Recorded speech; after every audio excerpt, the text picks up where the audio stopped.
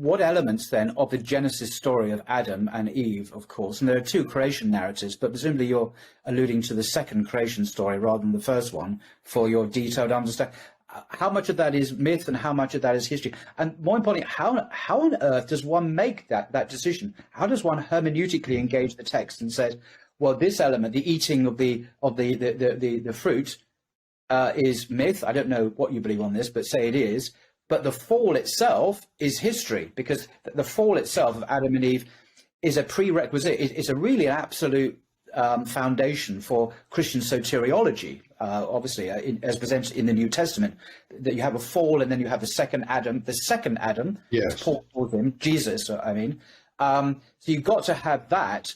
But are you saying that these details of the fruit and the tree and the serpent and whatnot are not historical and myth? Is that your argument? Or yes, that is my position. I would say that these are mythic images in which the story of the fall is told, so that while there was an Adam and Eve who did commit some sort of sin against God, I think this is told in the dramatic imagery of a tree of good and evil, and then a tree of life, and a talking snake who seems to be a symbol of evil, and so forth.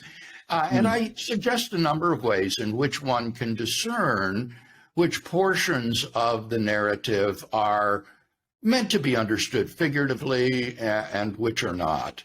How do you make that hermeneutical move? How do you discern what is and what isn't? Well, one way would be when the narratives relate things that are explicitly contradictory to what the author of the Pentateuch believes.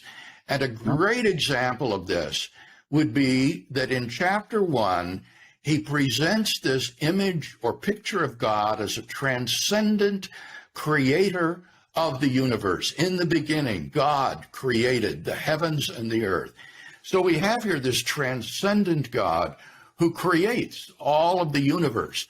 But in chapters 2 and 3, in the stories of Adam and Eve, you have these very anthropomorphic descriptions of God as a sort of finite humanoid deity who is walking in the garden, who forms Adam out of the dust of the ground, who does surgery on Adam and takes out a rib and makes a woman, who is walking in the garden in the cool of the day, calling out to Adam.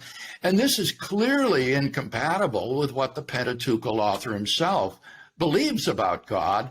And so I think gives us indication that these descriptions should be understood as anthropomorphic imagery.